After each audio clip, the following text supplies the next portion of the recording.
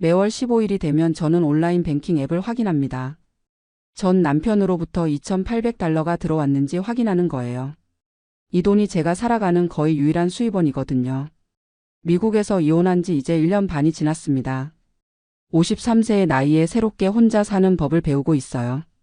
한국에서 온 사람들은 저를 보며 부러워하기도 합니다. 위자료 받으면서 편하게 사네 하면서 말이에요. 하지만 실제로는 그렇게 간단하지가 않습니다.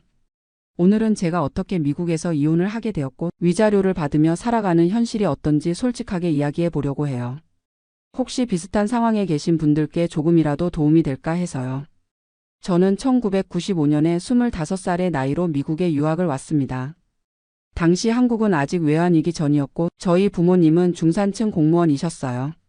아버지는 교사셨고 어머니는 구청에서 일하셨죠. 영어 교육과를 졸업한 저는 미국에서 석사를 하겠다는 꿈을 가지고 있었습니다. 부모님도 딸이 미국에서 공부하는 것을 자랑스러워 하셨어요. 그때만 해도 미국 유학이 지금처럼 흔한 일은 아니었거든요. 로스앤젤레스에 있는 대학교에서 교육학 석사 과정을 시작했습니다. 처음에는 정말 힘들었어요. 영어는 어느 정도 한다고 생각했는데 실제 수업을 따라가기는 쉽지 않았거든요. 기숙사에서 룸메이트와 지내면서 아르바이트도 하고 공부도 해야 했어요. 학교 도서관에서 주 20시간씩 일했는데 그 돈으로 생활비를 충당했죠. 부모님께서는 학비와 기본 생활비만 보내주실 수 있었거든요. 그렇게 2년을 보내고 석사 과정을 마칠 무렵 제 인생을 바꾼 만남이 있었습니다. 데이빗을 만난 건 1999년 봄이었어요. 저는 당시 대학 근처 커피숍에서 아르바이트를 하고 있었는데 그가 단골 손님이었거든요. 32살의 소프트웨어 엔지니어였고 한국 문화에 관심이 많은 사람이었어요. 처음에는 그저 친근한 손님 정도로 생각했는데 어느 날 한국어로 안녕하세요라고 인사를 하더라고요. 한국어 공부를 하고 있다면서 말이에요. 그렇게 자연스럽게 대화를 나누게 되었고 커피숍이 끝나고 같이 저녁을 먹기도 했어요. 데이빗은 정말 신사적이고 배려 깊은 사람이었습니다. 제가 학업으로 힘들어할 때마다 격려해 주었고 한국 문화에 대해 진심으로 궁금해했어요. 6개월 정도 만나다가 저희는 사귀기 시작했습니다. 그때 저는 29살이었고 데이빗은 32살이었어요. 연애하는 동안 정말 행복했어요. 데이빗은 제가 한국인이라는 것을 특별하게 생각해 주었고 저도 그런 그의 마음이 고마웠거든요. 2000년에 석사 과정을 마치고 나서 저는 선택의 기로에 서게 되었어요. 한국으로 돌아갈 것인가 아니면 미국에 남을 것인가. 그때 데이빗이 프러포즈를 했습니다. 소영아, 나랑 결혼해 줄래? 너와 함께 가정을 꾸리고 싶어. 저는 한참을 고민했어요. 한국의 부모님께 전화를 드렸더니 내가 좋아하는 사람이면 우리도 좋다라고 하시더라고요. 물론 처음에는 걱정도 많이 하셨지만 제가 행복해하는 모습을 보시고 마음을 여셨던 것 같아요. 2000년 가을 저희는 결혼했습니다. 간단한 식으로 했는데 한국에서 부모님과 언니가 오셨어요. 데이빗의 가족들도 저를 따뜻하게 맞아주었고 새로운 시작이 정말 기대되었거든요. 결혼 초기에는 저도 일을 했어요. 한인타운에 있는 학원에서 영어를 가르쳤죠. 데이빗의 연봉이 당시 $70,000 정도였는데 제가 버는 돈까지 합치면 생활하는데 무리가 없었어요. 2002년에 딸 지민이가 태어났습니다. 그때부터 제 삶이 완전히 바뀌었어요. 데이빗과 상의해서 저는 일을 그만두고 육아에 전념하기로 했거든요. 내가 벌어올 테니까 넌 지민이만 잘 키워라고 하더라고요. 처음에는 정말 행복했어요. 예쁜 딸과 하루 종일 시간을 보낼 수 있다는 게 꿈만 같았거든요. 데이빗도 퇴근하면 지민이를 예뻐해 주었고 주말에는 가족끼리 나들이도 자주 갔어요. 하지만 시간이 지나면서 조금씩 외로움을 느끼기 시작했어요. 하루 종일 아이와만 있다 보니 어른과 대화할 시간이 부족했거든요. 데이빗이 퇴근해서 돌아와도 회사 일로 지친 상태여서 대화가 많지 않았어요. 특히 언어 문제가 있었습니다. 지민이가 자라면서 영어를 쓰기 시작했는데 저는 아직도 한국어가 더 편한 상태였거든요. 집에서는 한국어로 이야기하려고 해도 지민이는 영어로 대답하는 경우가 많았어요. 그래도 그때까지는 괜찮았어요. 데이빗의 수입도 꾸준히 늘었고 2005년에는 오렌지 카운티에 집도 샀거든요. 당시 집값이 $65만 20년 모기지로 계약했어요. 지민이가 초등학교에 들어가면서 저는 다시 일을 시작하고 싶어졌어요. 근처 커뮤니티 칼리지에서 시간 강사 자리가 있다고 해서 일주일에 이틀 한국어를 가르치기 시작했거든요. 돈을 많이 버는 건 아니었지만 집 밖으로 나가서 사람들과 만날 수 있다는 게 정말 좋았어요. 학생들도 한국 문화에 관심이 많았고 제가 가르치는 일에 보람을 느꼈거든요. 그런데 2008년 금융위기가 터졌어요. 데이빗이 다니던 회사가 구조조정을 하면서 월급이 삭감되었거든요. 저도 강의 시간이 줄어들었고 경제적으로 힘든 시기가 시작되었어요. 다행히 집을 잃지는 않았지만 모기지 페이먼트가 부담이 되기 시작했어요. 데이빗이 스트레스를 많이 받으면서 집에서의 분위기도 조금씩 달라졌거든요. 전에는 퇴근하고 오면 지민이와 놀아주고 저와도 하루 있었던 일들을 이야기했는데 점점 피곤하다며 자기 방에 들어가는 시간이 늘어났어요. 2010년 정도부터는 대화가 현저히 줄어들었습니다. 데이빗은 회사 일에만 집중했고 저는 지민이 키우는 일과 집안일에만 매달렸어요. 부부라기보다는 그냥 같은 집에 사는 룸메이트 같은 느낌이었죠. 지민이가 중학교에 들어가면서 상황이 더 복잡해졌어요. 사춘기가 시작되면서 저와 갈등이 생기기 시작했거든요. 특히 언어 문제가 컸어요. 지민이는 완전히 미국 아이처럼 자랐는데 저는 여전히 한국적인 방식으로 키우려고 했어요. 엄마, 왜 다른 친구들 엄마처럼 못해? 왜 영어가 아직도 어색해? 지민이의 이런 말들이 가슴에 많이 아팠어요. 저는 최선을 다해서 미국 생활에 적응하려고 했는데 아이 눈에는 부족해 보였나 봐요. 데이빗에게 이런 고민을 이야기해도 지민이는 아직 어리니까 그래. 시간이 지나면 이해할 거야 라고만 하더라고요. 구체적인 해결책을 함께 고민하지는 않았어요. 그렇게 몇 년이 더 지났습니다. 2015년쯤부터는 데이빗과 저 사이에 벽이 생긴 것 같았어요. 같은 집에 살지만 각자의 생활을 하는 느낌이었거든요. 데이빗은 회사에서 승진도 했고 연봉도 많이 올랐어요. 하지만 집에 있는 시간은 오히려 줄어들었죠. 주말에도 회사 일을 하거나 골프를 치러 가는 경우가 많았어요. 저는 강의 시간을 늘려서 주 3일 정도 일을 했지만 여전히 경제적으로는 데이빗에게 의존하는 상태였어요.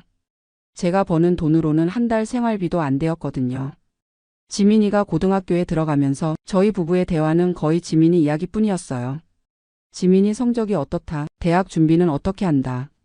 그런 실용적인 이야기만 나누었죠. 2018년 어느 날 데이빗이 갑자기 이야기하더라고요. 소영아, 우리 상담을 받아보는 게 어떨까? 그때서야 저도 우리 관계가 많이 틀어졌다는 걸 인정하게 되었어요. 부부 상담을 몇 달 받아봤는데 근본적인 문제들이 많이 드러났거든요. 상담사는 저희가 소통 방식이 다르다고 했어요. 저는 감정적으로 이야기하려고 하는데 데이빗은 논리적이고 실용적으로만 접근한다고 하더라고요. 또한 문화적 차이도 여전히 큰 벽이 되고 있다고 했어요. 상담을 받으면서 저는 깨달았어요. 저희가 서로를 사랑하지만 이제는 다른 방향을 바라보고 있다는 것을요. 데이빗은 자신의 커리어에 집중하고 싶어 했고 저는 더 깊은 정서적 연결을 원했거든요. 2019년부터는 별거를 시작했어요. 데이빗이 집 지하실로 이사를 갔죠. 지민이에게는 아빠가 재택근무 때문에 따로 공간이 필요하다고 설명했어요. 하지만 지민이도 고등학생이니까 눈치를 챘을 거예요. 별거 기간 동안 저는 많은 생각을 했습니다. 20년 가까이 전업주부로 살면서 저 자신을 잃어버린 것 같았어요. 누군가의 아내, 누군가의 엄마로만 살았지 김소영이라는 개인으로는 살지 못했거든요. 2020년에 코로나가 터지면서 상황이 더 복잡해졌어요. 저는 강의도 온라인으로 전환되었고 데이빗도 재택근무를 하게 되면서 같은 집에 있는 시간이 늘어났거든요. 그런데 물리적으로는 가까이 있으면서도 감정적으로는 더 멀어진 느낌이었어요. 각자 자기 일에만 집중했고 대화는 거의 하지 않았죠. 지민이가 2021년에 대학에 들어가면서 집에는 저와 데이빗만 남게 되었어요. 그때 저희는 진지하게 이혼에 대해 이야기하기 시작했습니다. 소영아, 우리 이제 솔직하게 이야기해보자. 우리가 정말 행복한가? 데이빗이 먼저 꺼낸 말이었어요. 저도 사실 같은 생각을 하고 있었거든요. 나도 그런 생각을 하고 있었어. 우리 이제 각자의 길을 가는 게 좋을 것 같아. 그렇게 이혼에 대한 논의가 시작되었습니다. 다행히 저희는 원만하게 이혼하기로 했어요. 서로를 미워하거나 원망하는 건 아니었거든요. 단지 이제는 다른 삶을 살고 싶다는 거였죠. 하지만 이혼 절차는 생각보다 복잡했어요. 특히 재산분할과 위자료 문제가 까다로웠거든요. 저는 변호사를 고용해야 했습니다. 한인타운에 있는 한국인 변호사 사무실에 갔는데 상담비만 $300였어요. 변호사가 설명해준 내용을 들어보니 캘리포니아는 공동재산제 주라서 결혼 후에 모은 재산은 반반씩 나누게 되어 있더라고요. 저희 집 시세가 그때 120만 달러 정도였는데 모기지 잔액이 35만 달러 남아 있었어요. 그러니까 집 순자산이 85만 달러 정도였죠. 그것의 절반인 42만 5천 달러가 제 몫이었어요. 하지만 집을 팔지 않고 데이빗이 계속 살기로 했기 때문에 데이빗이 저에게 42만 5천 달러를 지급하기로 했어요. 문제는 위자료였습니다. 변호사가 설명하기를 캘리포니아에서는 결혼 기간이 10년 이상이면 위자료를 청구할 수 있다고 하더라고요. 저희는 23년간 결혼 생활을 했으니까 충분히 위자료를 받을 자격이 있었어요. 특히 저는 결혼 후 대부분 전업주부로 지냈고 데이빗의 경력 발전을 위해 제 커리어를 포기했다는 점이 고려되었죠. 위자료 계산은 복잡했어요. 데이빗의 연봉이 당시 14만 달러였는데 변호사가 계산해 보니 제가 받을 수 있는 위자료가 월 2,800달러에서 3,200달러 사이라고 하더라고요. 저희는 월 2,800달러로 합의했습니다. 기간은 15년으로 정했어요. 제가 68세가 될 때까지 받는 거죠. 만약 제가 재혼하거나 데이빗이 사망하면 위자료는 중단되기로 했어요. 그리고 데이빗이 실직하거나 소득이 크게 줄어들면 위자료 액수를 재조정할 수 있다고 했죠. 변호사 비용은 총 8,000달러가 나왔어요. 이혼 서류 준비부터 법원 출석까지 모든 절차를 도와주었거든요. 법원에서 최종 이혼 판결을 받은 건 2023년 3월이었어요. 판사가 저희 합의 내용을 검토하고 양 당사자가 동의한 내용이므로 승인한다고 하더라고요. 그렇게 23년간의 결혼 생활이 끝났습니다. 이혼 후 처음 몇 달은 정말 혼란스러웠어요. 갑자기 혼자가 된다는 게 무섭기도 하고 자유로워진 것 같기도 하고. 데이빗이 집을 가져갔으니까 저는 새로운 곳을 찾아야 했어요. 오렌지 카운티에서 원룸 아파트를 렌트했는데 월세가 1,950달러였어요. 위자료 2,800달러에서 월세 1,950달러를 빼면 850달러가 남아요. 여기서 생활비를 다 해결해야 하죠. 전기세, 가스비, 인터넷비를 합치면 월 150달러 정도 나와요. 자동차 보험이 월 120달러, 핸드폰 요금이 60달러예요. 식비가 가장 큰 고민이에요. 혼자 사니까 많이 해봐야 400달러 정도 들어가는데 외식은 거의 할 수 없어요. 가끔 딸이 오면 같이 외식하는 정도죠. 건강보험은 오바마 케어를 통해 가입했는데 월 보험료가 450달러예요. 제 나이와 소득을 고려해서 정부 보조금을 받지만 그래도 부담이 커요. 계산해보면 매달 100달러에서 200달러 정도가 남아요. 그 돈으로 의류비, 화장품, 기타 잡비를 해결해야 하죠. 저축은 거의 할 수 없는 상태예요. 다행히 데이빗으로부터 받은 42만 5천 달러가 있어요. 이 돈은 은행에 넣어두고 비상금으로 생각하고 있어요. 혹시 건강에 문제가 생기거나 위자료가 중단될 상황에 대비해서요. 지금 가장 큰 고민은 일자리예요. 53세의 나이에 새로운 직장을 구하기가 쉽지 않거든요. 커뮤니티 칼리지에서 시간 강사로 일하고 있지만 한 달에 800달러 정도밖에 안 벌어요. 풀타임 직장을 구하려고 여러 곳에 이력서를 냈는데 연락이 오는 곳이 거의 없어요. 한국어 교사나 번역 일은 경쟁이 치열하고 다른 분야는 경험이 부족하다고 하더라고요. 때로는 한국으로 돌아갈까 생각해 보기도 해요. 하지만 지민이가 미국에 있고 한국에서도 53세에 새로 시작하기는 쉽지 않을 것 같아요. 무엇보다 위자료를 포기하기가 아까워요. 딸 지민이와의 관계는 이혼 후 오히려 좋아졌어요. 대학을 졸업하고 로스앤젤레스에서 직장을 구했는데 한 달에 한 번씩은 저를 보러 와요. 엄마 이혼해서 다행이야. 예전에 엄마가 많이 우울해 보였거든. 지민이의 이런 말을 들으니 마음이 복잡했어요. 제가 힘들어하는 걸 아이도 알고 있었던 거죠. 지민이는 제게 다시 연애를 해보라고 권하기도 해요. 엄마도 이제 자신을 위해 살아라고 하면서요. 하지만 53세에 새로운 사람을 만난다는 게 쉽지는 않아요. 가끔 한인 커뮤니티 모임에 나가보기도 하는데 비슷한 처지의 여성분들이 생각보다 많더라고요. 이혼하고 위자료 받으며 사는 분들이 꽤 있어요. 그분들과 이야기해보면 다들 비슷한 고민을 가지고 있어요. 경제적 불안정과 앞으로의 계획에 대한 걱정이요. 어떤 분은 위자료를 받는 동안 간병사 자격증을 따서 파트타임으로 일하고 있다고 하더라고요. 또 다른 분은 온라인으로 한국 물건을 파는 사업을 시작했다고 해요. 저도 뭔가 새로운 일을 시작해보고 싶어요. 한국어 과외를 더 많이 하거나 온라인으로 한국 문화를 가르치는 일을 해볼까 생각 중이에요. 요즘은 유튜브나 온라인 강의가 인기라서 그런 쪽으로도 도전해 보려고 해요. 제가 20년 넘게 미국에서 살면서 겪은 경험들을 다른 한국 분들과 나누고 싶거든요. 솔직히 말하면 아직도 불안해요. 15년간 위자료를 받는다고 해도 그 이후에는 어떻게 살아야 할지 막막하거든요. 소셜 시큐리티를 받을 수 있을지도 확실하지 않고요. 하지만 지금은 하루하루 살아가는 것에 집중하려고 해요. 이혼 후 처음으로 저만의 시간을 가질 수 있게 되었거든요. 아침에 일어나서 커피를 마시며 창밖을 바라보는 시간, 아무도 신경 쓰지 않고 제가 좋아하는 책을 읽는 시간이 소중해요. 요즘은 운동도 시작했어요.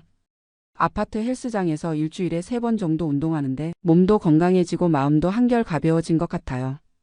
예전에는 가족들 챙기느라 제 건강을 돌볼 시간이 없었거든요. 새로운 취미도 생겼어요. 근처 커뮤니티 센터에서 하는 도자기 만들기 수업에 다니고 있어요. 한 달에 $80 정도 들지만 제 마음의 평화를 위해서는 꼭 필요한 투자라고 생각해요. 수업에서 만난 사람들과도 친해졌어요. 대부분 비슷한 연령대의 여성분들인데 각자 다양한 인생 이야기를 가지고 있더라고요.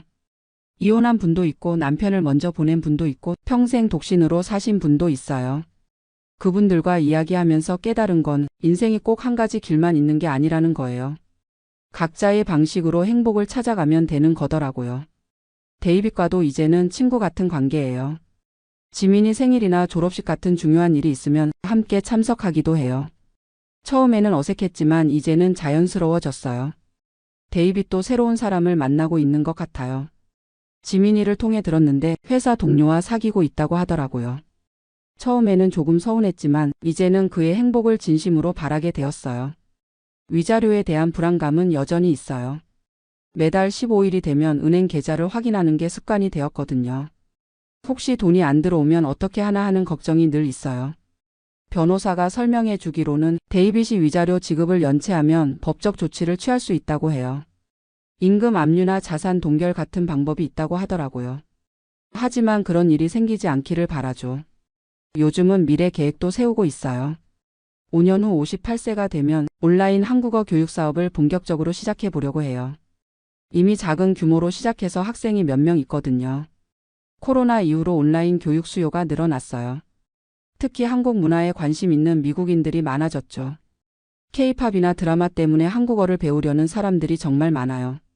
제가 가진 장점은 20년 넘게 미국에서 살면서 미국인들이 한국어를 배울 때 어려워하는 부분을 잘 안다는 거예요. 또 한국 문화와 미국 문화를 모두 이해하니까 효과적으로 가르칠 수 있거든요. 온라인 플랫폼도 이미 준비해 놓았어요. 줌을 이용해서 1:1 수업을 하고 있는데 학생들 반응이 좋아요. 시간당 $25씩 받고 있는데 학생 수를 늘려서 안정적인 수입원으로 만들고 싶어요. 한국 요리 클래스도 생각해 보고 있어요. 미국인들이 한국 음식에 관심이 많잖아요. 제가 김치 담그는 법이나 불고기 만드는 법을 가르치면서 한국 문화도 함께 전달할 수 있을 것 같아요. 아파트 단지에 살면서 이웃들과도 친해졌어요. 옆집에 사는 멕시코계 할머니는 저에게 스페인어를 가르쳐 주시고 저는 그분께 한국 음식을 만들어 드려요. 아래층에 사는 젊은 부부는 가끔 제게 컴퓨터 사용법을 알려주죠. 이런 작은 교류들이 제게는 큰 힘이 되어요. 혼자 사는 게 외롭기도 하지만 이웃들과의 소소한 만남이 일상에 활력을 주거든요. 건강 관리에도 신경을 많이 쓰고 있어요. 정기적으로 건강검진을 받고 치과도 6개월마다 가고 있어요. 보험이 커버하는 범위 내에서 최대한 관리하려고 해요. 혹시 나중에 큰 병이 생기면 어떻게 하나 하는 걱정도 있지만 지금은 할 수 있는 예방에 집중하고 있어요. 운동하고 건강한 음식 먹고 스트레스 관리하는 것이 최선이죠. 가끔 한국에 있는 부모님과 언니가 그리워요. 코로나 때문에 3년 동안 못 갔다가 작년에 처음 한국에 다녀왔거든요. 부모님께서 많이 늙으신 모습을 보니 마음이 아팠어요. 부모님은 제 이혼 소식을 듣고 처음에는 많이 걱정하셨어요. 혼자서 어떻게 살려고 그러냐고 하시면서요. 하지만 제가 나름대로 잘 지내고 있다는 걸 보시고 이제는 응원해 주세요. 내가 행복하면 우리도 좋다. 건강하게만 지내라고 하시더라고요. 언니는 제게 한국으로 돌아와서 같이 살자고 권하기도 해요. 지민이도 다 컸으니까 이제 한국에서 편하게 살아라고요. 하지만 아직은 미국에서 더 해보고 싶은 일들이 있어요. 무엇보다 위자료를 받는 동안은 미국에 있어야 해요. 한국으로 이주하면 위자료에 영향을 줄 수도 있거든요. 변호사와 상의해봤는데 단기 방문은 괜찮지만 영구 이주는 위자료 중단 사유가 될 수 있다고 하더라고요. 그래서 지금은 미국과 한국을 오가면서 사는 걸 생각하고 있어요. 1년에 한두 번 한국에 가서 부모님께 안부 인사드리고 나머지 시간은 미국에서 제 일을 하는 거죠. 최근에는 한국 대학교에서 온라인 강의 제안도 받았어요. 미국 생활 경험을 바탕으로 한국 학생들에게 영어와 미국 문화를 가르치는 강의였어요. 시간당 수당은 많지 않지만 한국과의 연결고리를 유지할 수 있어서 의미가 있다고 생각해요. 요즘 가장 큰 고민은 재혼에 대한 거예요. 지민이도 그렇고 주변 사람들도 새로운 사람을 만나보라고 권해요. 하지만 53세에 새로운 관계를 시작한다는 게 쉽지 않거든요. 무엇보다 위자료 문제가 걸려요. 만약 재혼하면 위자료가 중단되거든요. 경제적 안정성을 포기하고 사랑을 선택할 수 있을까요? 이런 고민을 할 때마다 복잡한 마음이 들어요. 가끔 온라인 데이팅 앱을 깔아보기도 했지만 실제로 만나지는 못했어요. 제 상황을 솔직하게 이야기하기가 어렵거든요. 이혼했고 위자료 받으며 산다고 말하면 상대방이 어떻게 생각할까 싶어서요. 한인 커뮤니티에서 소개받은 분도 있었는데 몇 번 만나다가 자연스럽게 연락이 끊어졌어요. 서로 부담스러워하는 게 느껴졌거든요. 지금은 혼자 사는 것에 조금씩 익숙해지고 있어요. 외롭기도 하지만 자유롭기도 하고 불안하기도 하지만 기대되기도 하고 이런 복잡한 감정들이 제 현재 상황인 것 같아요. 딸 지민이가 얼마 전에 남자친구를 소개해줬어요. 좋은 사람 같더라고요. 지민이가 행복해하는 모습을 보니 저도 기뻤어요. 언젠가는 결혼도 하겠죠. 그때 제가 할머니가 되면 손주들에게 들려줄 이야기가 생긴 것 같아요. 할머니는 53세에 새로운 인생을 시작했단다라고 말해줄 수 있을 거예요. 요즘은 일기를 쓰고 있어요.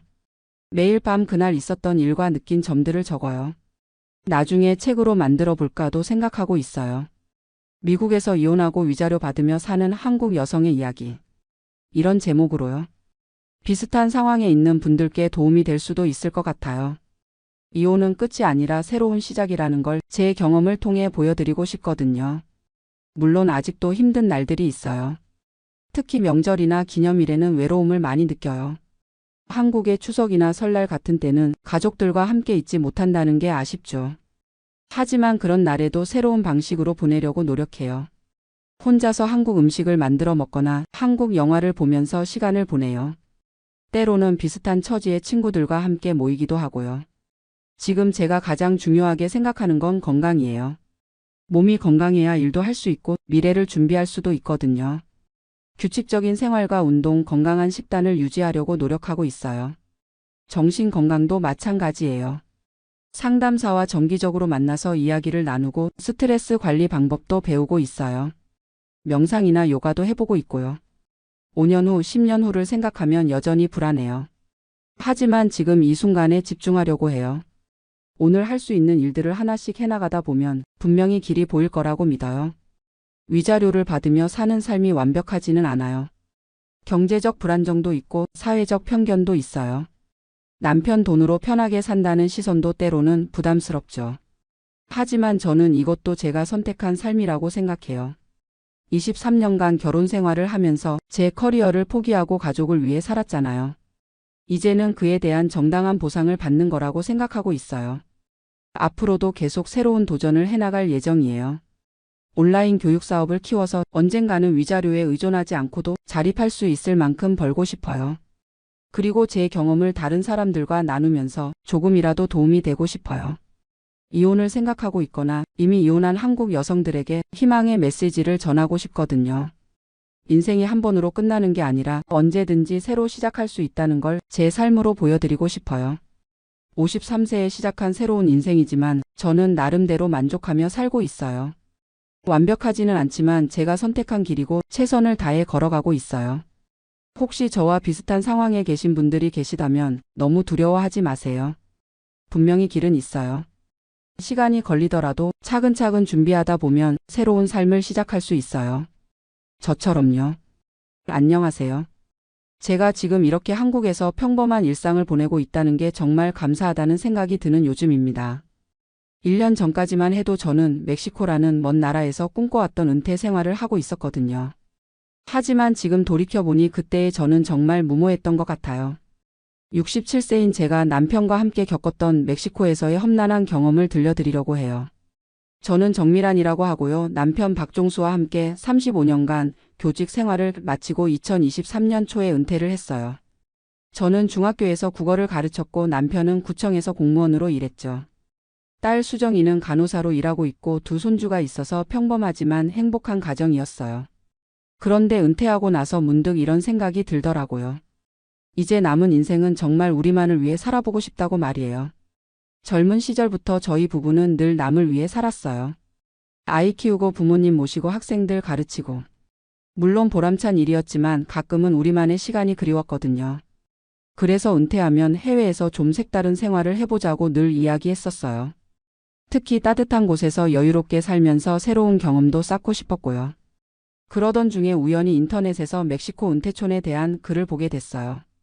푸에르토 바야르타라는 도시에 한국인들이 모여 사는 은퇴촌이 있다는 거였어요. 태평양이 내려다 보이는 아름다운 풍경, 1년 내내 따뜻한 날씨, 그리고 무엇보다 한국의 3분의 1 정도 되는 저렴한 생활비. 정말 꿈만 같은 이야기였어요. 교직원 연금으로 월 280만 원, 남편 공무원 연금 320만 원이면 멕시코에서는 정말 여유롭게 살 수 있다고 했거든요. 특히 이미 그곳에서 살고 있는 한국인 부부들의 후기를 보니까 더욱 마음이 끌렸어요. 골프도 매일 칠 수 있고 바닷가 산책도 하고 한국 음식도 쉽게 구할 수 있다고 하더라고요. 그리고 무엇보다 의료비가 저렴해서 건강관리도 부담 없이 할 수 있다는 말에 완전히 마음을 빼앗겼어요. 한국에서는 병원 한번 가기도 부담스러운데 말이에요. 남편과 저는 6개월 동안 꼼꼼히 준비했어요. 멕시코 비자 발급받고 스페인어 기초 회화도 배우고 현지 부동산 정보도 수집했죠. 강동구 아파트는 전세로 내놓고 필요한 물건들만 챙겨서 떠날 준비를 했어요. 물론 주변 반응은 걱정 반 부러움 반이었어요. 딸 수정이는 처음에 정말 반대했어요. 엄마 아빠가 갑자기 왜 그런 먼 곳으로 가려고 하냐면서 말이에요. 언어도 안 통하고 의료시설도 걱정되고 무엇보다 혹시 무슨 일이라도 생기면 어떻게 하냐고 했죠. 하지만 저희는 이미 마음을 정했고 선배 은퇴자들의 성공 사례도 많다면서 딸을 설득했어요. 친구들은 오히려 부러워했어요. 이미선 언니는 자기도 남편 은퇴하면 따라가고 싶다고 했고 영숙이는 용기가 대단하다면서 응원해줬어요. 그런데 지금 생각해보니 정작 중요한 건 아무도 말해주지 않았던 것 같아요. 모든 게 좋아 보이는 정보만 듣고 결정했던 거죠. 2023년 4월 드디어 멕시코로 출발하는 날이 왔어요. 인천공항에서 작별 인사를 할 때 딸이 눈물을 글썽이더라고요. 그래도 저희는 새로운 모험에 대한 설렘으로 가득했어요. 경유 포함해서 거의 20시간을 날아가서 푸에르토 바야르타에 도착했을 때 정말 그림 같은 풍경이 펼쳐졌어요. 야자수가 늘어선 해변, 푸른 태평양, 그리고 따뜻한 햇살. 마치 여행 잡지에서나 봤던 풍경이 눈앞에 있었어요. 공항에서 나와 택시를 타고 미리 구해둔 콘도미니엄으로 향했는데 정말 기대했던 것 이상이었어요. 2베드룸짜리 아파트인데 바다가 내려다 보이고 월 렌트비도 1,200달러 정도로 한국 돈으로 150만 원 정도였어요. 첫 한 달은 정말 천국 같았어요. 매일 아침 일찍 일어나서 해변 산책을 하고 현지 시장에서 신선한 과일도 사고 멕시코 전통 음식도 맛보고. 무엇보다 물가가 정말 저렴해서 외식을 매일 해도 부담이 없었어요. 레스토랑에서 푸짐하게 먹어도 두 사람이 15달러면 충분했거든요. 그리고 무엇보다 좋았던 건 먼저 정착한 한국인 분들과의 만남이었어요. 김영철, 박순자 부부는 저희보다 2년 먼저 와서 정착한 분들이었는데 정말 많은 도움을 줬어요. 어느 병원이 좋은지, 어느 마트에서 한국 식품을 구할 수 있는지, 스페인어로 기본적인 의사소통은 어떻게 하는지 알려주셨죠. 이분들 이야기를 들어보니 정말 괜찮은 곳 같았어요. 의료비는 한국의 5분의 1 수준이고 멕시코 사람들도 친절하고 특히 한국인에 대해서는 호감을 갖고 있다고 하더라고요. 그래서 저희도 점점 이곳 생활에 적응하기 시작했어요. 하지만 한 달 정도 지나면서 조금씩 현실을 깨닫기 시작했어요. 우선 언어 문제가 생각보다 심각했어요. 기초적인 스페인어는 배워갔지만 정작 복잡한 상황에서는 의사소통이 거의 불가능했거든요. 은행 업무를 보려고 갔는데 직원이 빠르게 스페인어로 설명하는 걸 전혀 알아들을 수 없어서 한참을 헤맸어요. 그리고 의료 시스템도 생각과 달랐어요. 남편이 갑자기 배가 아파서 병원에 갔는데 의사와 제대로 된 소통이 안 되니까 정확한 진단을 받기가 어려웠어요. 다행히 한국인 분이 통역을 도와주셔서 해결됐지만 응급 상황이었다면 정말 큰일 날 뻔했죠. 그때 처음으로 해외 생활의 한계를 느꼈어요. 더 큰 문제는 치안이었어요. 처음엔 관광지라서 안전하다고 생각했는데 현실은 달랐어요. 어느 날 저녁 산책을 하고 집으로 돌아오는데 같은 단지에 사는 멕시코 노부부 집에 강도가 들었다는 소식을 들었어요. 밤에 집에 침입해서 돈과 귀중품을 훔쳐갔다는 거였어요. 처음엔 운이 나빠서 그런 일이 생긴 줄 알았어요. 하지만 김영철 씨 부부에게 물어보니 이런 일이 한두 번이 아니라고 하더라고요. 특히 외국인들이 사는 지역은 현지인들이 돈이 많다고 생각해서 자주 노려본다고 했어요. 그러면서 밤에는 절대 혼자 나다니지 말고 집에도 항상 조심해야 한다고 조언해 주셨어요. 그때부터 조금씩 불안감이 생기기 시작했어요. 밤에 집에 있을 때마다 작은 소리에도 깜짝깜짝 놀라게 되고 외출할 때도 항상 주변을 살피게 됐죠. 특히 한국인이라는 게 금세 티가 나니까 더 조심해야 한다는 생각이 들었어요. 그러던 어느 날 정말 무서운 일이 벌어졌어요. 같은 아파트에 사는 한국인 부부인 조명호 이수님 씨가 집에서 강도를 만난 거예요. 새벽 3시쯤에 발코니 유리창을 깨고 들어온 강도 2명이 돈을 내놓으라고 협박했다는 거였어요. 다행히 큰 부상은 없었지만 현금과 귀중품을 모두 털렸고 무엇보다 정신적 충격이 컸어요. 그 이야기를 들었을 때 정말 온몸에 소름이 돋았어요. 우리 집이랑 한층 차이밖에 안 나는 곳에서 벌어진 일이었거든요. 조명호 씨는 경찰에 신고했지만 경찰들이 와서 간단히 조서만 받고 그냥 가더라고 하더라고요. 범인을 잡겠다는 의지도 별로 없어 보였고 오히려 외국인들이 돈을 많이 갖고 다니니까 조심하라는 식으로 이야기했다고 해요. 그날 밤부터 정말 잠을 잘 수가 없었어요. 남편과 저는 번갈아가며 잠을 자면서 서로를 지켰어요. 작은 소리에도 깜짝 놀라서 일어나고 바람에 흔들리는 나무 소리도 누군가 침입하는 소리 같아서 무서웠어요. 이런 게 우리가 꿈꿔왔던 평화로운 은퇴 생활인가 싶어서 정말 절망스러웠죠. 더 큰 문제는 경제적인 부분이었어요. 처음에 알아본 정보와 달리 실제 생활비는 계속 늘어갔어요. 환율 변동도 있었고 현지 물가도 관광객들 때문에 계속 오르고 있었거든요. 특히 안전한 지역에서 살려면 집값도 비싸고 보안시설이 좋은 곳은 관리비도 만만치 않았어요. 그리고 의료비도 생각보다 많이 들었어요. 기본적인 진료는 저렴하지만 정밀 검사나 응급 상황에서는 비용이 만만치 않았거든요. 무엇보다 의사소통 문제 때문에 제대로 된 치료를 받기 어려워서 더 불안했어요. 한국에 있는 딸 수정이도 계속 걱정 전화를 했어요. 뉴스에서 멕시코 치안 문제를 봤다면서 괜찮냐고 물어보는 거예요. 저희는 괜찮다고 대답했지만 사실은 매일매일이 불안했어요. 특히 밤이 되면 정말 무서웠거든요. 그러던 중에 결정적인 사건이 일어났어요. 어느 날 밤 12시쯤 갑자기 복도에서 시끄러운 소리가 들렸어요. 누군가 소리를 지르는 것 같기도 하고 뭔가 부딪히는 소리도 들렸어요. 남편과 저는 숨을 죽이고 문틈으로 밖을 살펴봤는데 검은 옷을 입은 남자 둘이 바로 옆집 문을 발로 차고 있는 게 보였어요. 정말 심장이 터질 것 같았어요. 옆집에는 미국인 노부부가 살고 있었는데 그분들이 도움을 요청하는 소리가 들렸어요.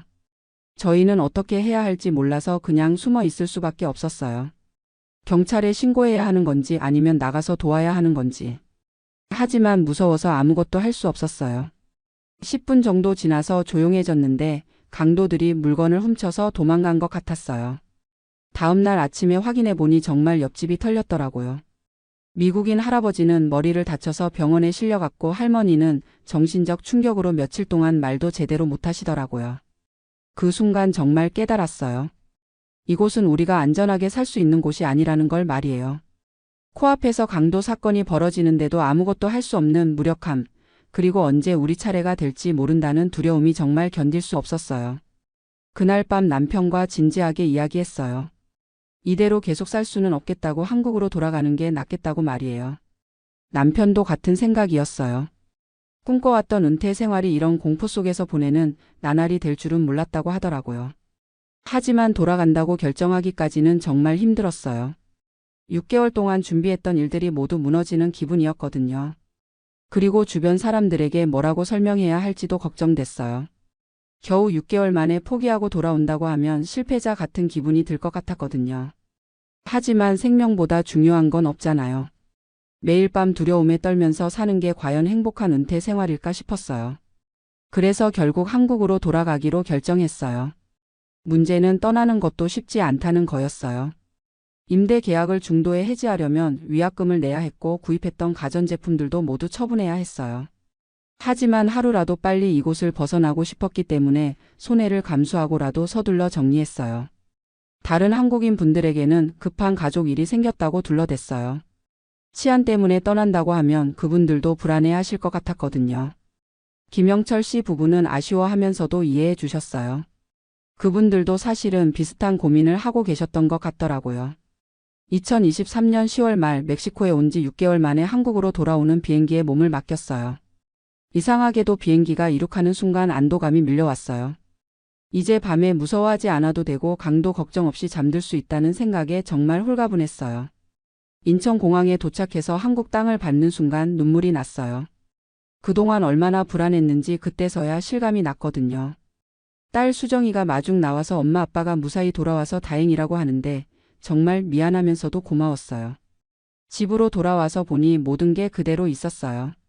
전세로 내놓았던 집도 이상 없었고 한국의 모든 것들이 그리웠더라고요. 편의점에서 물건 하나 사는 것도 병원에서 한국어로 진료받는 것도 밤에 안심하고 잠드는 것도 모두 소중하게 느껴졌어요.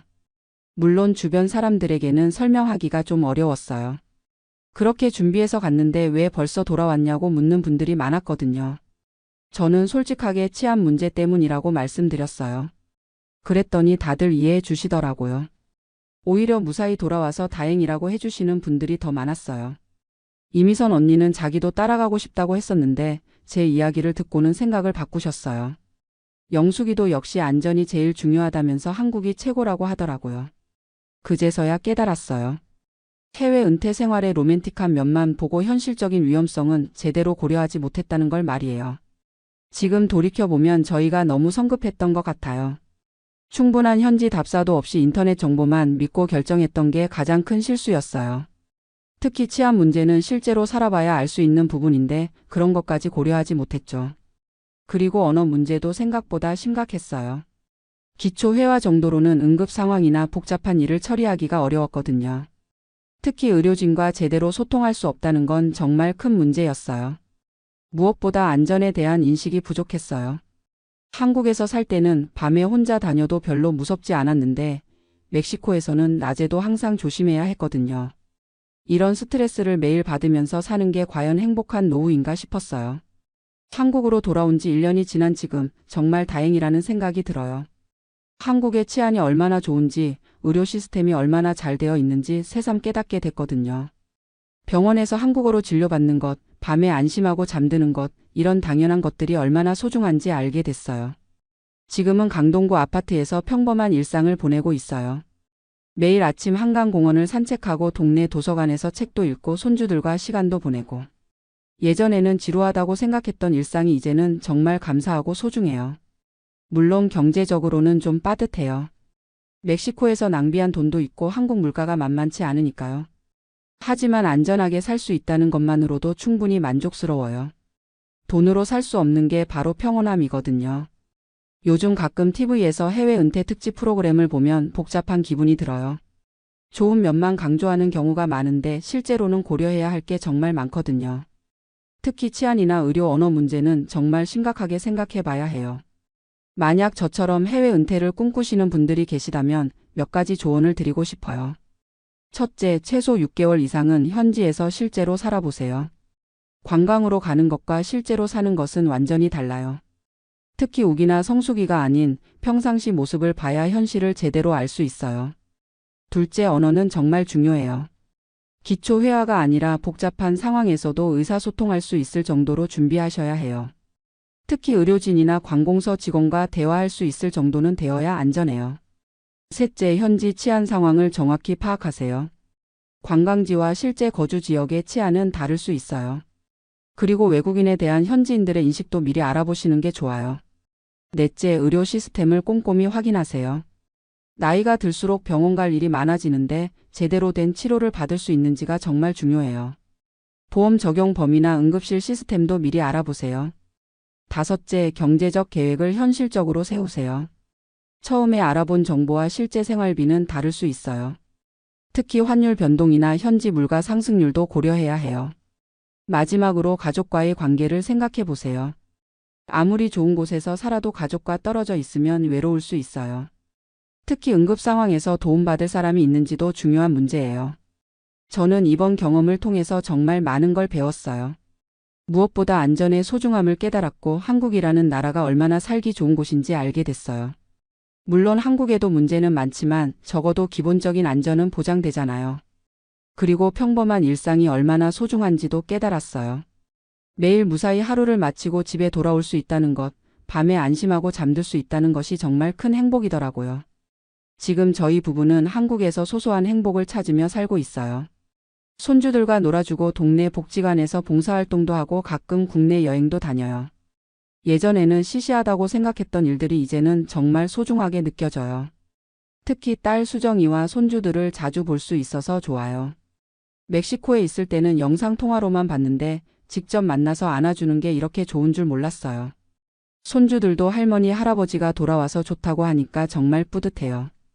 요즘은 동네 경로당에서 다른 어르신들과 시간도 보내고 복지관에서 하는 프로그램에도 참여해요.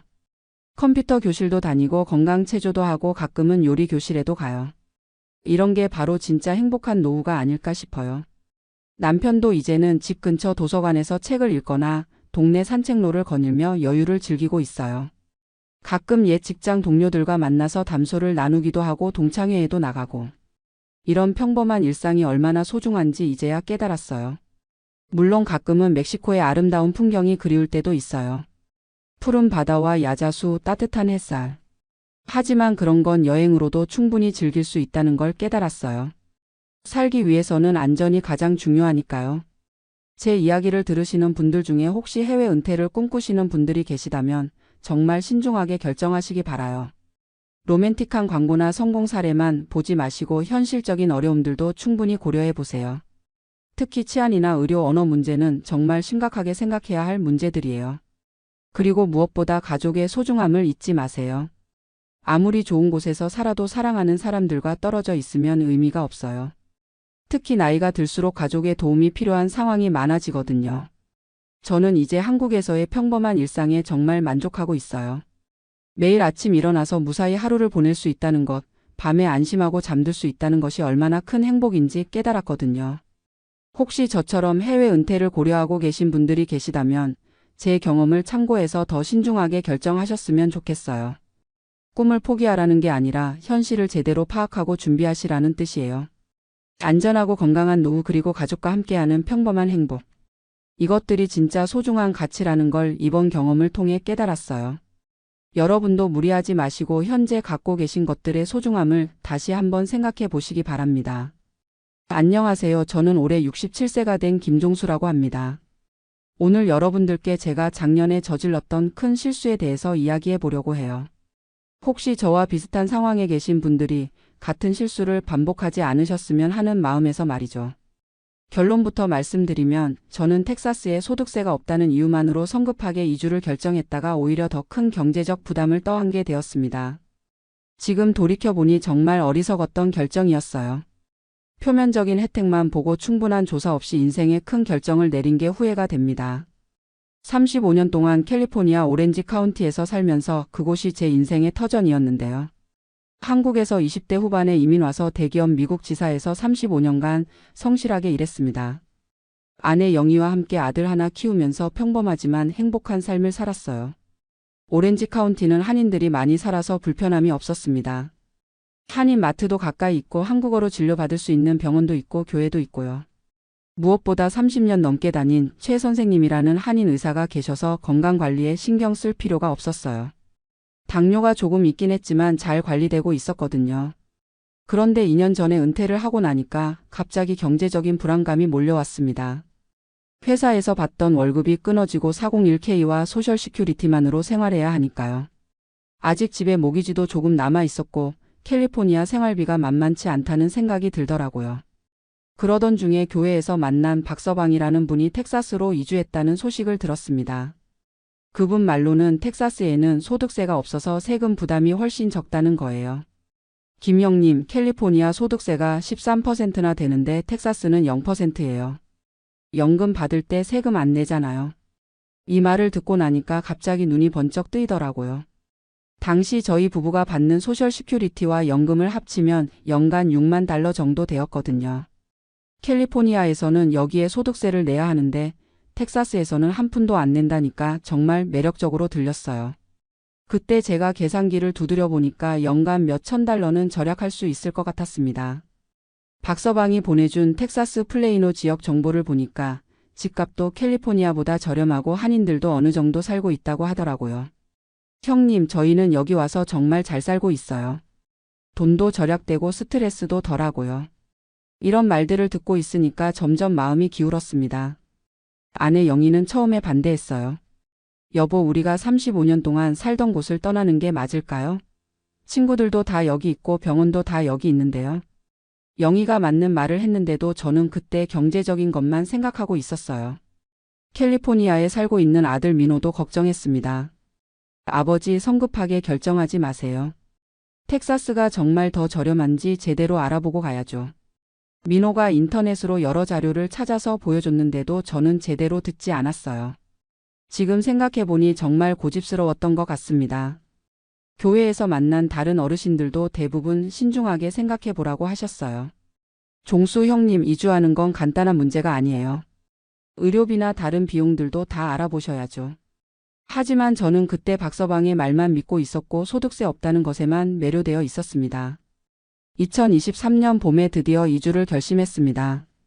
캘리포니아 집을 팔기 시작했는데 다행히 시세가 좋아서 85만 달러에 팔렸어요.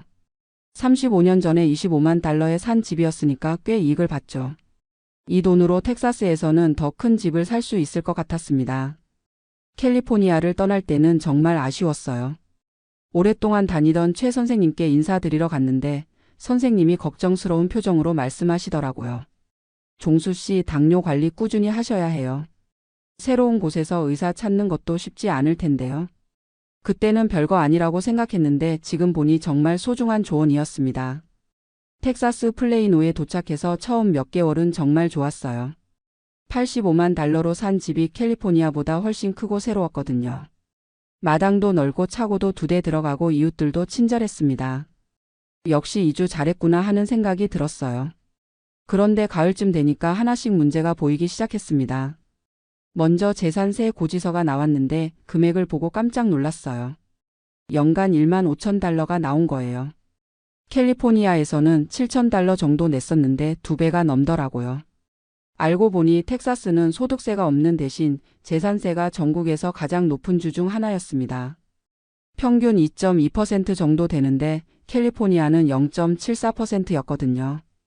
박서방이 이런 얘기는 안 해줬어요. 아니면 제가 제대로 듣지 않았을 수도 있고요. 더 큰 충격은 의료비였습니다. 당뇨 정기검진을 받으러 갔는데 똑같은 검사를 받았는데도 비용이 캘리포니아의 거의 3배가 나왔어요.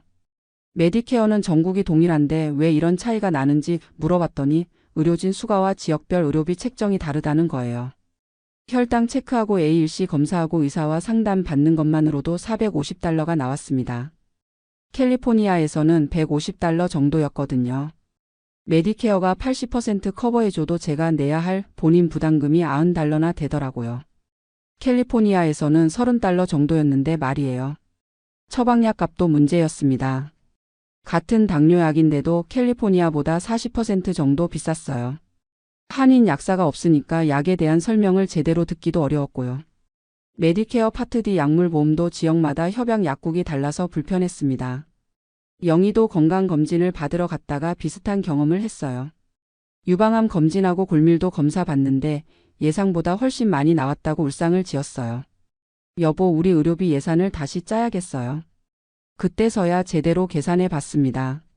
소득세는 연간 4,000달러 정도 절약했지만 재산세는 8,000달러 더 나왔어요.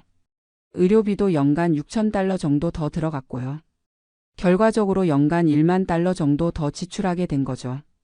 한인 인프라 부족도 생각보다 큰 문제였어요. 한인 마트는 있긴 했는데 규모가 작고 가격도 비쌌어요. 한국 음식 먹으려면 차로 30분은 가야 했고 한인 교회도 캘리포니아만큼 활발하지 않았습니다. 무엇보다 한국어로 소통할 수 있는 의사를 찾기가 어려웠어요. 영희와 자주 다퉜습니다. 여보, 내가 그때 말했잖아요. 성급하게 결정하지 말자고. 영희 말이 맞았는데도 저는 자존심 때문에 인정하기 어려웠어요. 조금만 더 참고 적응해보자.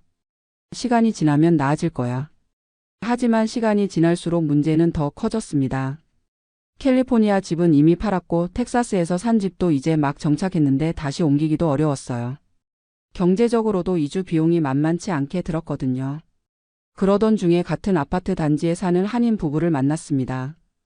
김 씨 부부도 저희와 비슷한 시기에 캘리포니아에서 이주해 왔더라고요. 이야기해보니 저희와 똑같은 고민을 하고 있었어요. 저희도 소득세 없다는 말에 혹해서 왔는데 막상 와보니 별로 득이 안 되더라고요. 김 씨도 의료비 때문에 고생하고 있다고 하더라고요. 특히 부인분이 만성질환이 있어서 정기적으로 병원을 다녀야 하는데 비용 부담이 크다고 했습니다. 하지만 포기할 수는 없잖아요. 이미 2주 이상 최대한 적응해 보기로 했습니다. 의료비를 줄이기 위해서 여러 병원을 알아봤고 보험 적용이 더 잘 되는 의사를 찾았어요. 한인 커뮤니티에서 정보를 공유하면서 조금씩 요령을 터득했습니다. 재산세는 어쩔 수 없지만 다른 생활비는 줄일 수 있었어요. 텍사스는 기름값이 싸고 전기료도 저렴한 편이었거든요. 집이 크니까 손주들이 놀러와서 지낼 수도 있었고요. 1년이 지나고 나니까 조금씩 적응이 되었습니다. 새로운 주치의 드라이브. 스미스도 괜찮은 분이었고 영어로 소통하는 것도 점점 나아졌어요. 교회에서 만난 새로운 친구들도 생겼고 영희도 여성 모임에 참여하면서 스트레스를 덜 받게 되었습니다. 지금은 현실을 받아들이고 여기서 최선을 다해 살고 있어요. 돌이킬 수는 없으니까 앞으로라도 잘 살아야죠. 다만 처음 결정할 때 좀 더 신중했어야 한다는 후회는 남아 있습니다. 요즘 비슷한 고민을 하시는 분들을 만나면 꼭 이런 조언을 드려요.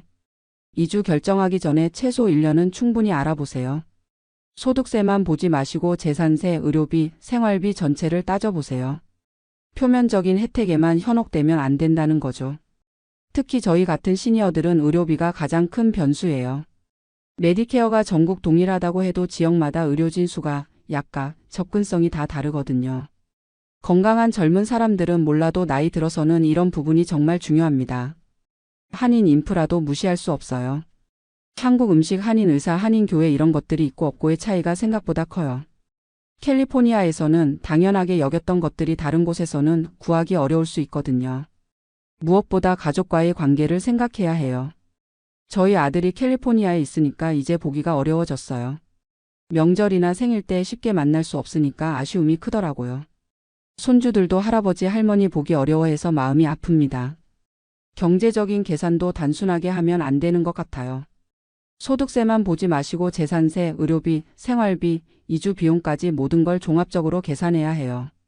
저처럼 덜컥 결정했다가 후회하는 일이 없으셨으면 좋겠습니다. 지금 저희는 텍사스에서 나름대로 적응해서 살고 있지만 솔직히 캘리포니아가 그립긴 해요. 35년 살던 곳의 추억과 인연을 포기하고 온 것이 과연 옳은 선택이었는지 가끔 의문이 들어요.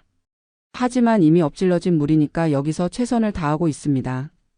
혹시 저와 비슷한 상황에서 고민하고 계신 분들이 있다면 제 경험담이 도움이 되었으면 좋겠어요.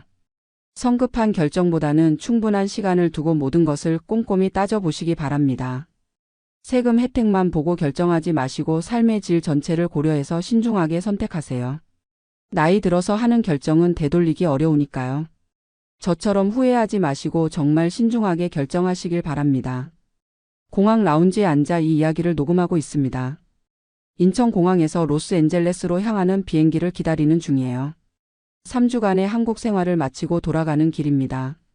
솔직히 말씀드리면 이번 여행이 제 인생을 완전히 바꿔놓았어요. 30년 만에 처음으로 이렇게 긴 시간을 한국에서 보냈는데 돌아가는 지금 미국이라는 나라가 얼마나 고마운 곳인지 뼈저리게 느끼고 있습니다. 제 이름은 김성호입니다. 올해 58세고요. 1994년에 아내와 함께 미국으로 이민을 갔습니다. 그때 제 나이가 28세였으니까 벌써 30년이 흘렀네요. 어떻게 보면 제 인생의 절반 이상을 미국에서 보낸 셈이죠. 아이들도 미국에서 태어나 자랐고 아들은 27세로 구글에서 소프트웨어 엔지니어로 일하고 있고 딸은 24세로 UCLA 로스쿨을 다니고 있어요. 저는 현재 어바인에 있는 IT 회사에서 시니어 매니저로 일하고 있습니다. 연봉은 세전 15만 달러 정도 되고요. 아내는 한국에서 간호사였는데 미국 와서 RN 라이센스를 따서 지금은 UCI 메디컬 센터에서 일하고 있어요. 연봉이 9만 달러 정도 됩니다. 경제적으로는 그럭저럭 안정적이라고 할 수 있어요. 2006년에 어바인의 집을 사서 지금은 모기지도 거의 다 갚았고 401k와 IRA에도 꾸준히 적립해서 은퇴 자금도 어느 정도 준비되어 있습니다. 그런데 최근 들어 이상한 기분이 들기 시작했어요. 아이들이 다 독립하고 나니까 문득문득 고향이 그리워지더라고요. 특히 부모님 생각이 많이 났습니다. 아버지는 3년 전에 돌아가셨고 어머니는 올해 83세로 혼자 사시고 있어요. 형님 내외분이 모시고 있지만 막내 아들인 제가 30년간 멀리 있었다는 죄책감이 항상 있었어요. 그래서 올해 초에 결심을 했습니다. 회사에 3주 휴가를 내고 한국에 다녀오자고요. 단순한 방문이 아니라 진짜 한국에서 생활해 보는 거예요. 호텔에서 지내는 게 아니라 어머니 집에서 관광이 아니라 일상을 경험해 보는 거죠. 사실 마음 한구석에는 이런 생각도 있었어요. 혹시 한국이 좋으면 은퇴 후에 여기민을 할 수도 있지 않을까 하는 생각 말이에요. 요즘 주변에 여기민을 고려하는 분들이 꽤 많거든요. 특히 50대 후반, 60대가 되면서 외로움을 많이 느끼시는 것 같아요. 아무리 미국에서 30년을 살아도 깊은 친구를 사귀기는 쉽지 않잖아요. 언어와 문화의 벽이 있으니까요. 그리고 한국의 발전상도 많이 들었어요. 의료 시스템도 좋아졌고 지하철도 잘 되어 있고 배달 음식도 발달했다고 하더라고요. 무엇보다 미국에서는 노년에 혼자 지내기가 참 어려워요. 차를 못 몰게 되면 사실상 고립되는 거나 마찬가지고 너싱홈은 한 달에 6,000달러에서 1만 달러씩 들어가니까 부담이 크죠. 그래서 이번 기회에 한국 생활을 제대로 경험해 보고 싶었어요. 30년 만에 장기 체류였습니다. 그동안 한국에 몇 번 다녀왔지만 길어야 일주일, 보통은 4에서 5일 정도였거든요. 그것도 부모님 문안 인사하고 친구들 만나고 관광 좀 하고 오는 정도였어요. 이번에는 달랐습니다. 정말 한국 사람처럼 살아보려고 했어요. 지하철 타고 다니고 마트에서 장도 보고 동네 병원도 가보고 은행 업무도 보고요. 처음 일주일은 정말 좋았어요. 어머니와 함께 시간을 보내는 것도 행복했고 한국 음식도 맛있게 먹었고 옛 친구들과 만나는 것도 즐거웠어요. 특히 한국의 편리함에 감탄했습니다. 스마트폰으로 모든 게 해결되더라고요. 음식 주문부터 택시 호출까지 정말 편리했어요. 그런데 시간이 지나면서 조금씩 다른 면들이 보이기 시작했어요. 먼저 놀란 건 물가였습니다. 커피 한 잔이 5,000원, 6,000원 하더라고요. 미국에서는 스타벅스 커피가 4달러 정도인데 환율을 계산해 보니까 한국이 더 비싸더라고요. 외식비는 더 충격적이었어요. 평범한 삼겹살집에서 소주 한 병에 고기 조금 먹으니까 8만 원이 나오더라고요. 미국에서는 코리안 BBQ 가서 2명이 배불리 먹어도 80달러 정도인데 그것보다 비싸더라고요. 그리고 집값이 정말 많이 올랐더라고요. 제가 30년 전에 살던 동네, 그때는 평범한 주거지역이었는데 지금은 아파트 3억, 4억씩 하더라고요. 어머니 집 근처 30평대 아파트가 7억이라는 얘기를 듣고 깜짝 놀랐어요. 어바인에 있는 저희 집이 4베드룸에 3,000 스퀘어피트인데 지금 시세가 150만 달러 정도거든요. 한국 돈으로 20억 정도죠. 그런데 면적으로 따지면 한국 아파트가 훨씬 작은데 가격은 비슷하더라고요. 의료 시스템도 생각과 달랐어요. 물론 국민건강보험이 있어서 기본적인 진료비는 저렴하지만 좋은 병원에서 제대로 진료받으려면 결국 돈이 많이 들더라고요. 저희 어머니가 무릎이 아파서 정형외과에 갔는데 MRI 찍고 진료받는데 시간이 너무 오래 걸리더라고요. 예약 잡는 것부터 일주일, 실제 검사 받는 것까지 또 일주일. 미국에서는 저희가 PPO 보험이 있어서 필요하면 바로 스페셜러스트 예약 잡고 검사 받을 수 있거든요. 물론 비용은 더 들지만 시간은 훨씬 빠르죠. 가장 힘들었던 건 사람들과의 관계였어요. 30년 만에 만난 친구들과는 처음에는 반가웠지만 시간이 지나면서 할 얘기가 없어지더라고요. 저는 30년간 미국에서 살면서 미국 얘기밖에 할 게 없는데 친구들은 한국 정치 얘기, 한국 경제 얘기, 한국 사회 얘기만 하더라고요. 서로 다른 세상에서 살아온 느낌이었어요. 그리고 한국 사회의 빠른 변화를 따라가기가 힘들더라고요. 카카오페이, 네이버페이 같은 것도 어르신들은 잘 모르시고 키오스크로 주문하는 것도 헷갈리고요. 미국에서는 제가 회사에서 시니어 매니저로 인정받고 있는데 한국에서는 영어도 섞어서 말하면 사람들이 이상하게 보더라고요. 30년간 영어로 생각하고 영어로 일해왔는데 한국어로만 말하려니까 표현이 부족하더라고요. 그리고 무엇보다 외로웠어요. 어머니와 형님 가족 외에는 정말 가까운 사람이 없더라고요. 30년 전 친구들과는 이미 너무 멀어져 있었고 새로운 사람들과 친해지기에는 시간이 부족했어요. 두 번째 주가 지나면서 문득 이런 생각이 들었어요. 내가 정말 이곳에서 살 수 있을까? 미국에서는 매주 토요일마다 골프를 치는 친구들이 있어요. 한국계 미국인들이지만 30년간 함께 해온 소중한 친구들이에요. 함께 아이들 키우는 걸 지켜봤고 서로의 어려움도 나눠왔고 은퇴 계획도 함께 세우고 있거든요. 미국에서는 저희 부부가 함께 할 수 있는 활동들이 많아요. 하이킹도 하고 와이너리 투어도 하고 아이들과 함께 디즈니랜드도 가고요. 무엇보다 미국에서는 나이가 들어도 존중받는 느낌이에요. 회사에서도 경험을 인정해주고 사회적으로도 시니어들을 배려하는 문화가 있잖아요. 한국에서 3주째가 되자 진짜 힘들어지기 시작했어요.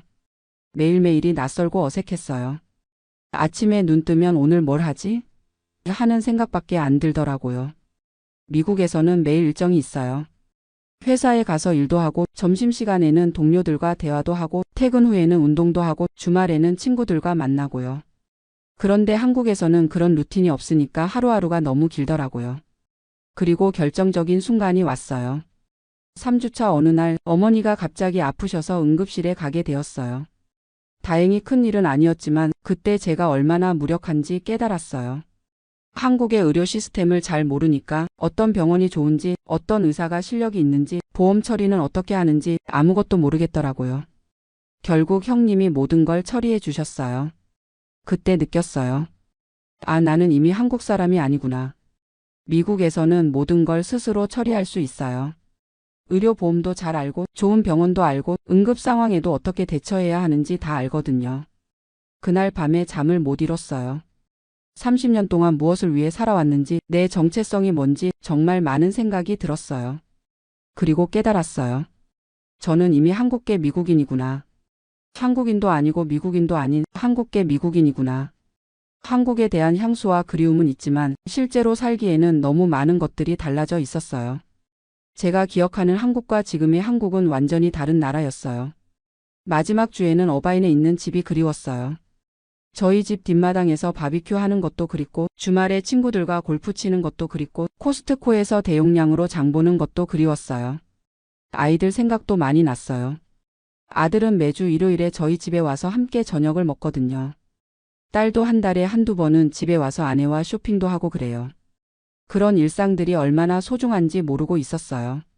그래서 한국에서의 마지막 날 어머니께 솔직하게 말씀드렸어요. 어머니 죄송해요. 제가 여기 와서 살기는 어려울 것 같아요. 대신 1년에 2번은 꼭 한국에 와서 어머니 뵙겠어요. 그리고 어머니가 원하시면 미국에 오셔서 몇 달씩 지내셔도 돼요. 어머니도 이해해 주셨어요. 내가 30년 동안 그곳에서 뿌리를 내렸는데 이제 와서 뽑고 오라고 할 수는 없지.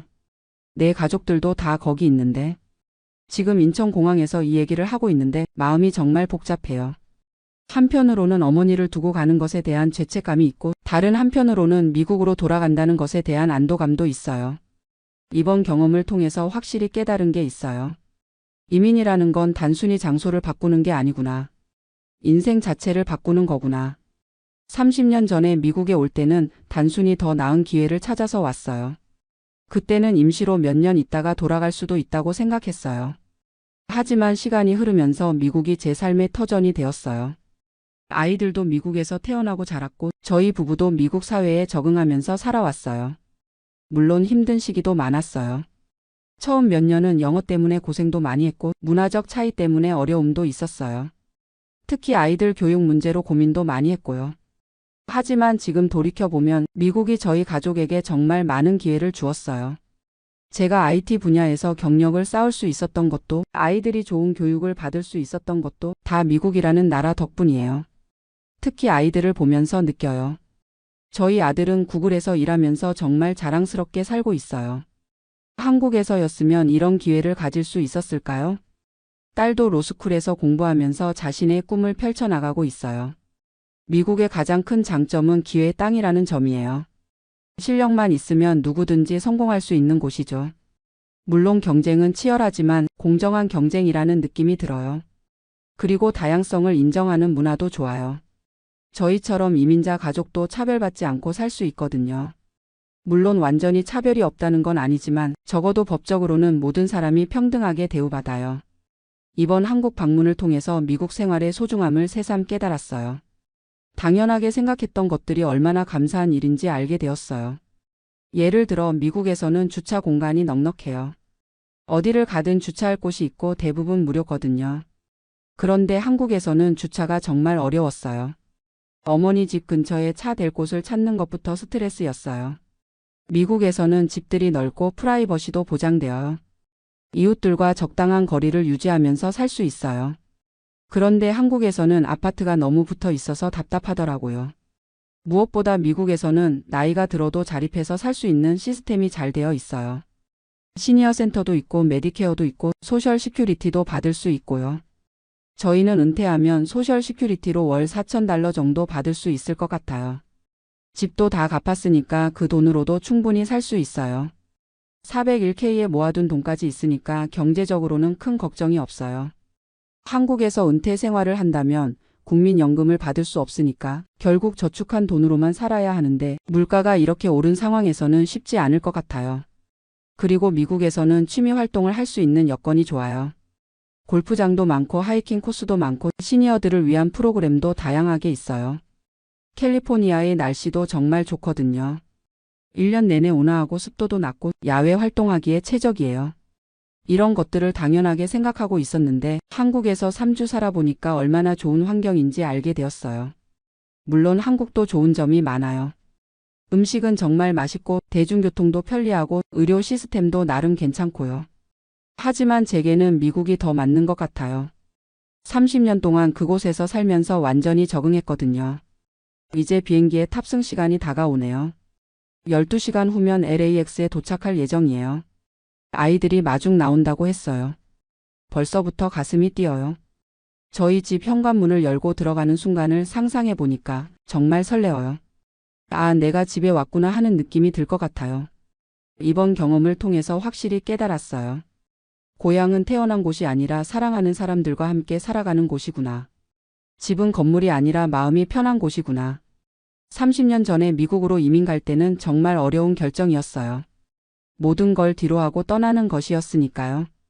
하지만 지금 생각해보면 제 인생 최고의 선택이었던 것 같아요. 미국에서 새로운 인생을 시작할 수 있었고 아이들에게도 더 좋은 기회를 줄 수 있었고 저희 부부도 함께 성장할 수 있었거든요. 물론 한국에 대한 그리움은 항상 있을 거예요. 어머니도 계시고 추억도 많이 남아 있으니까요. 하지만 이제는 확실해요. 미국이 저의 진짜 고향이라는 것을요. 앞으로는 1년에 2번 정도 한국에 와서 어머니 뵙고 한국 친구들도 만나고 한국 음식도 먹으면서 그리움을 달래려고 해요. 그리고 미국에서 남은 인생을 더욱 알차게 살려고 해요. 아직 몇 년 더 일할 계획이고 은퇴하면 그동안 못 해본 것들을 하면서 살고 싶어요. 여행도 더 많이 다니고 싶고 취미 활동도 더 열심히 하고 싶어요. 손주들이 생기면 베이비시터도 해주고 싶고요. 무엇보다 아내와 함께 건강하게 오래 살고 싶어요. 30년 동안 함께 이민 생활의 고단함을 견뎌낸 동반자니까요. 지금 탑승 안내 방송이 나오네요. 미국행 비행기에 오르려고 합니다. 이 이야기를 들으시는 분들 중에도 이민을 고려하시는 분들이 있을 것 같아요. 특히 여기민을 생각하시는 분들도 계실 거고요. 제가 감히 조언을 드린다면 신중하게 생각해 보시라는 얘기를 하고 싶어요.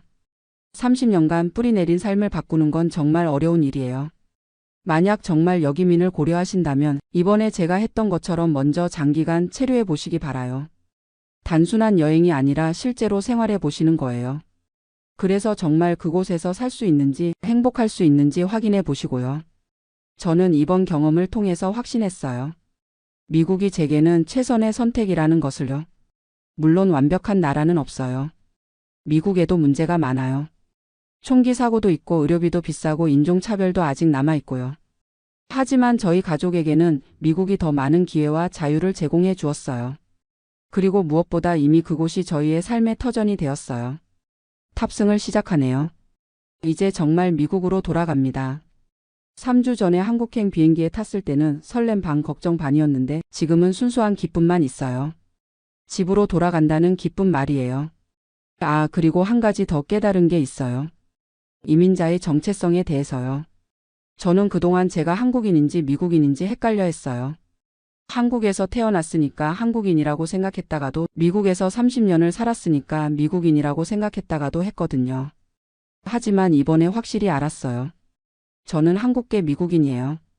한국의 정서와 문화를 간직하고 있지만 미국의 가치와 시스템 안에서 살아가는 사람이에요. 그리고 그것이 부끄러운 일이 아니라는 것도 깨달았어요. 오히려 두 문화를 모두 이해할 수 있다는 게 장점이라고 생각해요. 아이들에게도 그렇게 가르쳤어요. 너희는 한국인의 자식이지만 미국인이라고, 한국의 좋은 전통은 간직하되 미국 사회의 일원으로 살아가라고요. 다행히 아이들도 그런 정체성을 받아들이고 있어요. 한국 음식도 좋아하고 한국어도 어느 정도 할 줄 알고 할머니도 잘 따르면서도 미국 사회에서는 당당하게 자신의 꿈을 펼쳐나가고 있어요. 이제 정말 비행기에 탑승해야겠네요. 마지막으로 이것만 말씀드리고 싶어요. 이민이라는 것은 끝나지 않는 여행이에요. 목적지에 도착하면 끝나는 게 아니라 평생 계속되는 여행이에요. 때로는 힘들고 외롭기도 하지만 그만큼 많은 것을 얻을 수도 있어요. 새로운 경험, 새로운 사람들, 새로운 기회들 말이에요. 저는 30년 전의 선택을 후회하지 않아요. 오히려 감사하고 있어요.